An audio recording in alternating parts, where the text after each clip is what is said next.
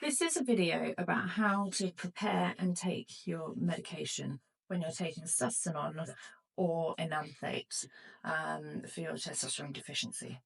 So what have we got here? So initially I recommend that you get all of your medication out. Now obviously Sustanon and Enanthate both come in 1 ml ampules. So this means that in order to deliver your medication safely, you need to transfer them from their 1 ml ampule into what's called a multi-dose vial or an MDV. You'll see that sometimes online. So the MDV that's going to be used, you need to make sure you set that aside there. And you're going to clean the top of the MDV. Now, I'd recommend also that you open up all the boxes of your individual medications. These actually aren't Sustanon, however, we're using them for demonstration purposes. And I recommend that you open them all up and you have them here. Now, a note on Enanthate. Enanthate is a particularly viscous, it's suspended in a particularly viscous or thick carrier oil, so it can be a bit tricky to draw it up. Sometimes people choose to use a larger bore needle, which actually means a 23 gauge is a larger needle than, for example, a 29 gauge needle. So sometimes people use a larger needle in order to draw it up and pop it into the multi-dose vial. And that can just save a little bit of time, because otherwise you can be sitting there for quite a while waiting for them to drain into your smaller bore, smaller size needle. So again, the lower the number with needles, the larger the needle. So a 23 gauge is bigger than a 29 gauge that you might choose to inject with. So once you've expelled what you need, obviously pop that in there, and there'll be a powder in the bottom of yours, and that will all start dissolving. And you want to take your 2nd ml so that you can get that back, making sure the tail end of the needle is covered at all points.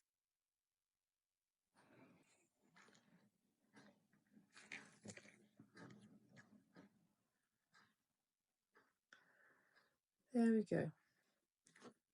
Now, if your dose is not is 500 IU, it'll be 0.2. Now in here, there's actually a point where you can see the tip of the needle, and that can be really helpful, particularly when your medication, there's less medication in there. So that can actually be really helpful. So you draw back to where you need to get to. And you can see again, there's a little bit of air in there that we need to get rid of. So you remove that from there.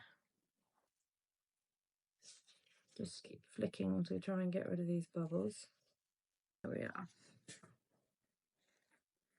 So when you're ready to go, HCG is given subcutaneously, that means just into the fat. So usually people tend to give it into their tummies. So just pinch an inch. A lot of the time people choose to change their needles, because actually popping the needle through the bung, even though it is only a rubber bung, people choose to change them before they deliver it. So you might put this one in the sharps bin, add a different needle. The needles that you can use for HCG are actually really small, you'll be pleased to hear. So a 30 gauge needle is actually fine for HCG, very small needles, so it should be quite a comfortable injection process. Using Torbac, as I said previously, will make it more comfortable than using the saline that they actually come with. So that can just make it a slightly more comfortable process for you. And that's pretty much it. But any questions, please email them to support@edenclinic.co.uk, or you can actually phone us on 079 801 25810. Thanks.